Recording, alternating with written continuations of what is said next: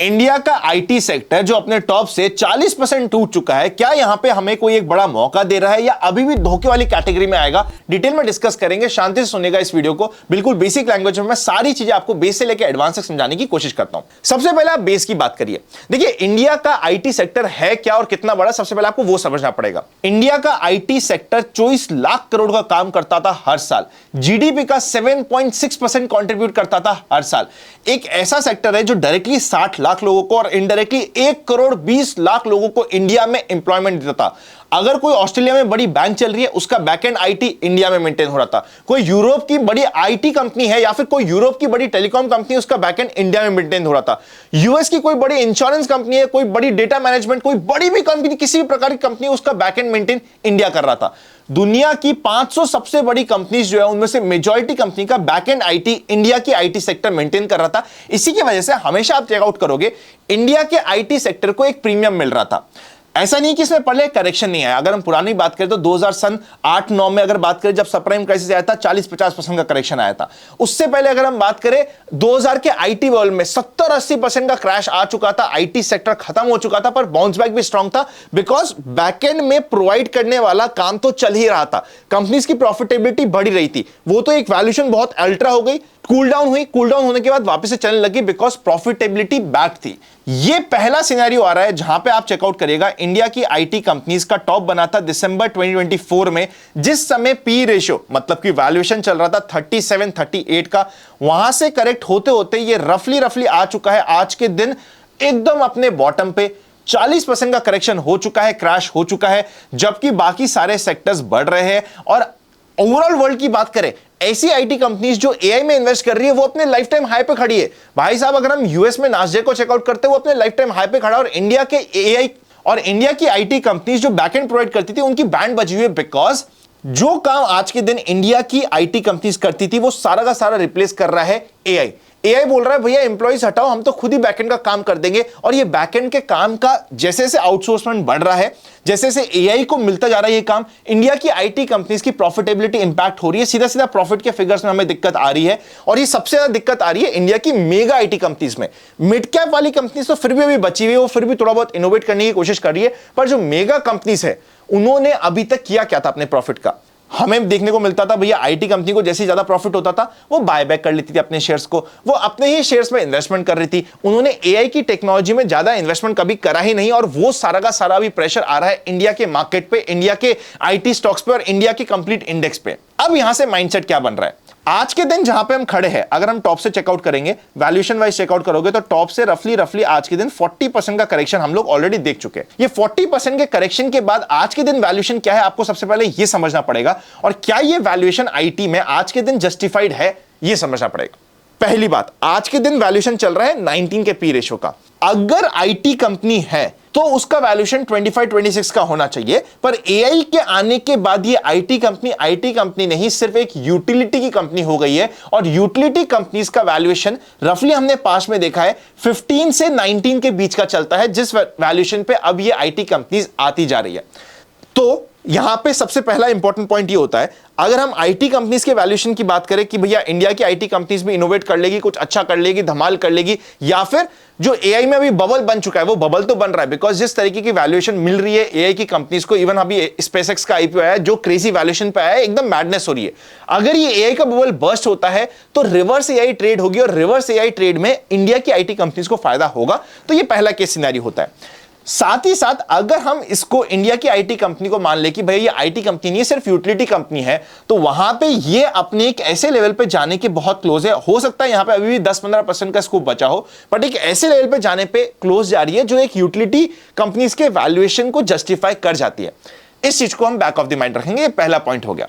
दूसरा पॉइंट हो गया कि हमें लग रहा है कि भाई हम इंडिया की आईटी कंपनीज में आज इन्वेस्ट करना चाहते हैं, तो क्या मैं मेरे पोर्टफोलियो का पूरा इन्वेस्ट कर दूंगा? क्या ये मेरे लिए रिस्की बेट नहीं होगी? भाई बहुत रिस्की होगी, क्योंकि अगर अभी आप चेकआउट करोगे, जब तक ये वाला लेवल यहां पे ब्रेक नहीं होता है, ये एक इंपॉर्टेंट टेक्निकल लेवल बना हुआ है, जब तक ये लेवल ब्रेक नहीं होता है, या फिर हम सिंपल लैंग्वेज में बात करें, जब तक मार्केट में स्टॉक या फिर इंडेक्स अपने 200 डे मूविंग एवरेज के ऊपर नहीं आता है, तब तक वो प्रेशर में है, तब तक वो बेरिश ट्रेंड में है, तब तक इवन अगर आप इसमें सोच रहे हो कि यार मेरे को 4 साल का रिटर्न लेने के लिए इसमें इन्वेस्टमेंट करना है, तो भी आपको अपने पोर्टफोलियो का 5-7-10% से ऊपर का टेक्निकल कॉल नहीं लेना होता है, बिकॉज ये टेक्निकल कॉल काफी रिस्की हो सकता है। आप आईटी में टेक्निकल कॉल लेना चाह रहे हैं, स्पेस आती जा रही है। देखो सच बोला जाए तो वैल्यूएशन 3 महीने पहले भी सस्ता था, अभी और सस्ता हो गया, हो सकता है 2 महीने बाद ये और ज्यादा सस्ता हो जाए। पर क्या यहां से 3 साल में हमें एक बाउंस बैक नहीं मिल सकता है? आंसर मेरी पर्सनल एक्सपेक्टेशंस है कि हां ये थोड़ा सा मीन रिवर्शन का केस बन सकता है, मीन रिवर्ट हो सकता है, 3 साल में सिनेरियो बदल सकता है, 3 साल में यहां से हम बेटर हो सकते हैं। पर ये एक बहुत ही हाई रिस्की टेक्टिकल कॉल होगा, क्योंकि हाई रिस्क की टेक्टिकल कॉल है। आपको सिर्फ म्यूचुअल फंड एसआईपी के थ्रू एटलीस्ट 3-4-5 साल के होराइजन से और आपके पोर्टफोलियो का 5 से 10% मैक्सिमम 5 से 7% होता है यूजुअली एक टेक्टिकल कॉल के लिए, उसके ऊपर यहां पे इन्वेस्ट नहीं हो सकता है।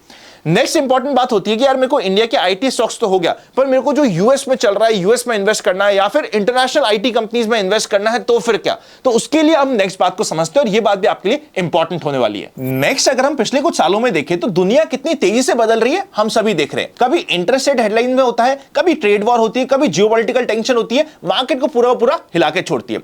और अगर हम अभी की बात करें तो एआई जैसे नए ट्रेंड ने पूरी की पूरी इंडस्ट्री को ही रिडिफाइन कर दिया है। और ऐसे एनवायरमेंट में एक सवाल हर इन्वेस्टर को खुद से पूछना चाहिए, क्या मेरा पोर्टफोलियो एक ही मार्केट पर डिपेंडेंट है? सोच के देखिए। इंडिया एक fantastic long term growth story है और मैं इस बात पे पूरा विश्वास भी रखता हूं, लेकिन इन्वेस्टिंग एक सिंपल प्रिंसिपल पे है, अपॉर्चुनिटीज जहां मिले वहां पे हमें फोकस भी करना जरूरी है। इसलिए आज दुनिया भर के इन्वेस्टर डाइवर्सिफिकेशन को सिर्फ सेक्टर तक ही बात नहीं कर रहे, बल्कि जियोपॉलिटिकल डाइवर्सिफिकेशन पे भी फोकस कर रहे हैं। और यहां पे एक बड़ी इंटरेस्टिंग ऑब्जर्वेशन है। अब एक एग्जांपल समझिए, अगर आपके दोस्त ने 50 रुपए एक साइड में रख दिए होते और आपने उस 50 रुपए का $1 खरीद लिया होता, तो बिना कुछ करे भी लगभग आपका पैसा डबल हो चुका है आज के दिन पे। यानी कभी कभी सिर्फ करेंसी का मूवमेंट भी लॉन्ग टर्म वेल्थ में काफी इंपॉर्टेंट रोल प्ले कर सकता है। काफी इंपॉर्टेंट पॉइंट पे मैं जाने वाला हूं, ध्यान से सुनिएगा। अब सोचिए, अगर वो पैसा सिर्फ पड़ा नहीं होता बल्कि दुनिया की लीडिंग कंपनीज के ग्रोथ थीम में इन्वेस्टेड भी होता, तो पिक्चर कितनी इंटरेस्टिंग हो सकती थी। और ये सिर्फ करेंसी की बात नहीं है, यहां पे आज ग्लोबल मार्केट में artificial intelligence, semiconductor, cloud computing, cyber security, space technology और एडवांस ईवी इकोसिस्टम जैसे सेक्टर्स में काफी अपॉर्चुनिटीज अवेलेबल है। बहुत सी ऐसी कंपनीज आज के दिन थीम है जिनका इंडिया में exposure as compare to world market है ही नहीं, या फिर इंडिया में वो कंपनीज अवेलेबल ही नहीं है। इसके लिए काफी इन्वेस्टर अपने पोर्टफोलियो का एक हिस्सा ग्लोबल मार्केट में भी एलोकेट करने का विचार कर रहे हैं, उसके ऊपर फोकस कर रहे हैं। लेकिन प्रैक्टिकल चैलेंज क्या आता है? आज के दिन यूएस मार्केट में 5000 से ज्यादा स्टॉक्स और ईटीएफ लिस्टेड है, एक्सेस भी मिल गया, बट प्रॉब्लम ये कि भैया मेरे को इन्वेस्ट क्या करना है, क्या बाय करूं, क्या इन्वेस्ट करूं, किस समय कौन सी थीम हमारे लिए बेटर होगी, कितने टाइम के लिए बाय करूं, किस बेसिस पे बाय करूं। और मुझे लगता है कि असली चैलेंज है ज्यादातर इन्वेस्टर के लिए यही सब, क्योंकि आज के टाइम में यूएस मार्केट में इन्वेस्ट करना मुश्किल नहीं है। बहुत सारे प्लेटफॉर्म आज के दिन आपको अकाउंट खोलने का ऑप्शन दे देंगे कि भाई आप यूएस स्टॉक्स में इन्वेस्ट करना चाहते हो, उसकी फैसिलिटी के लिए अकाउंट मिल गया। लेकिन एक्चुअल चैलेंज एक्सेस नहीं, डायरेक्शन है। 5000 से ज्यादा स्टॉक्स और ईटीएफ में से इन्वेस्टर अपनी शुरुआत करेगा, और यहां पे एक बड़ा इंटरेस्टिंग प्लेटफॉर्म है जिसका नाम है सैमको, जो एक अलग ही पोजीशन प्रोवाइड करता है। सैमको इंडिया का फर्स्ट ब्रोकर है जो साइंटिफिक यूएस स्टॉक्स और ईटीएफ रिकमेंडेशंस प्रोवाइड करता है। यहां फोकस सिर्फ एग्जीक्यूशन पे नहीं है, बल्कि डिसीजन मेकिंग को भी सिंपल करने पे फोकस किया जा रहा है। आपको रिसर्च बैक्ड आइडियाज मिलते हैं जो डिफरेंट इन्वेस्टमेंट होराइजन के हिसाब से आप अपना स्ट्रक्चर बना सकते हो, इन्वेस्टमेंट कर सकते हो। शॉर्ट टर्म के लिए अलग अपॉर्चुनिटीज, मीडियम टर्म के लिए अलग माइंडसेट और लॉन्ग टर्म के लिए अलग कन्विक्शन वाले आइडियाज आपको मिल जाएंगे। यूएस ईटीएफ के रिलेटेड रिकमेंडेशन और सजेशन भी मिलेंगे, और सिर्फ रिकमेंडेशन नहीं मिलेंगे और वहां पे आपको छोड़ दिया नहीं जाएगा, रेगुलर आपको अपडेट भी मिलेगी। टाइमली एंट्री और एग्जिट का भी ये कंप्लीट माइंडसेट आपको प्रोवाइड करेंगे ताकि इन्वेस्टर अपॉर्चुनिटीज को सिस्टमैटिकली ट्रैक कर सके और यूज कर सके। मुझे पर्सनली काफी इंटरेस्टिंग पोजीशन लगी, इसलिए मैं आपके सामने लेके आ रहा हूं। मार्केट में बहुत सारे लोग हैं जो कहते हैं बाय यूएस स्टॉक, लेकिन इंपॉर्टेंट सवाल यह है कि कौन सा यूएस स्टॉक बाय करना है, यह आपको सैमको प्रोवाइड करता है, जिसके लिए अगर आपको सैमको को यूज करना है, डिस्क्रिप्शन में लिंक है, आप यूज कर सकते हो। आपकी इंपॉर्टेंट प्रॉब्लम को Samco as a platform use करेगा। और अब यहां पे हम बात कर लेते हैं सेफ्टी की भी। भैया हम इंटरनेशनल मार्केट में इन्वेस्टमेंट कर रहे हैं, तो जो प्लेटफॉर्म की बात कर रहे हैं क्या वो सेफ भी है क्या, उसके बेसिक पॉइंट आपको बता देता हूं। इंटरनेशनल इन्वेस्टिंग में रिटर्न्स देखना काफी नहीं होता है, इंफ्रास्ट्रक्चर और रेगुलेशन को भी समझना काफी जरूरी है।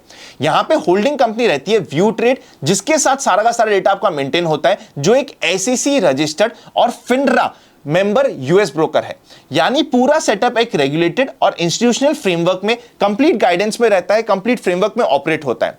और सबसे अच्छी बात यह है कि ऑनबोर्डिंग प्रोसेस भी बहुत सिंपल है। तो अगर आप भी अपने लिए, अपने फैमिली मेंबर के लिए इंटरनेशनल अपॉर्चुनिटी और इंटरनेशनल मार्केट में इन्वेस्टमेंट में एक्सेस लेना चाहते हैं और रिसर्च भी चाहते हैं जिसकी बेसिस पे आप डिसीजन ले सके, तो सेमको को आप एक्सप्लोर कर सकते हो। लिंक आपको डिस्क्रिप्शन में मिल जाएगा, चेकआउट करना मत भूलिएगा।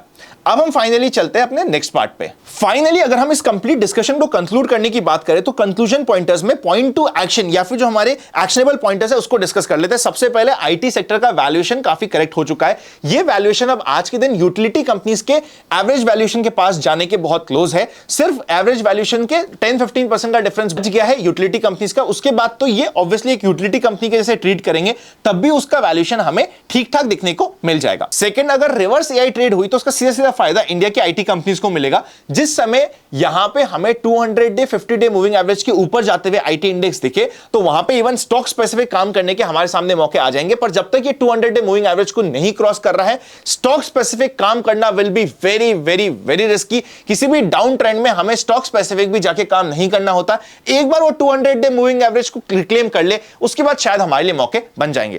थर्ड, अगर हमें इसको टेक्निकल कॉल के जैसे यूज करना है तो हां, मौके तो बन रहे हैं। 2-3 महीने पहले भी बन रहे थे और आज वो मौका और ज्यादा बन रहा है, पर वो मौका रिस्की है। इसलिए आपके पोर्टफोलियो का 5 से 7% आप एलोकेट कर रहे हो एज अ टैक्टिकल कॉल, बहुत अच्छी बात है। उससे ज्यादा एलोकेट कर रहे हो तो प्रोबेबली आप अपनी रिस्क एपेटाइट को नहीं समझ रहे हो। अपनी रिस्क एपेटाइट को प्रॉपर्ली समझ के एनालाइज करके फिर कोई डिसीजन बनाएगा। फाइनल पॉइंट होता है कि अगर हमें इंटरनेशनल मार्केट में इन्वेस्ट करने की इच्छा होती है तो डिस्क्रिप्शन में लिंक दे रखा है, आप वहां पे जाके चेकआउट कर सकते हो। इंटरनेशनल मार्केट में सिर्फ ऐसा नहीं है कि आपको एयर रिलेटेड कंपनीज में ही इन्वेस्ट करना है। इसके अलावा अगर आप दुनिया की सबसे बड़ी कंपनीज में इन्वेस्ट करना चाहते हो, प्रॉपर रिसर्च बैक रिसर्च करना चाहते हो या इन्वेस्ट करना चाहते हो, डिस्क्रिप्शन में जाके आप सेमको को चेकआउट कर सकते हो। फाइनली आपको क्या लगता है कि क्या ये आईटी की कंपनी बाउंस बैक कर पाएगी या फिर उनका कंप्लीट माहौल खत्म हो चुका है? इनकी बिल्कुल बोल सकते हो कि चिता उठ चुकी है, अब इनका इंडिया की आईटी कंपनी से कुछ भी नहीं हो सकेगा। अपने ओपिनियन को कमेंट में डालिएगा और अपनी रिस्क एपेटाइट को समझने के बाद प्रॉपर्ली फाइनेंशियल एडवाइजर को कंसल्ट करने के बाद ही कोई डिसीजन लीजिएगा। Happy investing, happy learning and I will see you very soon.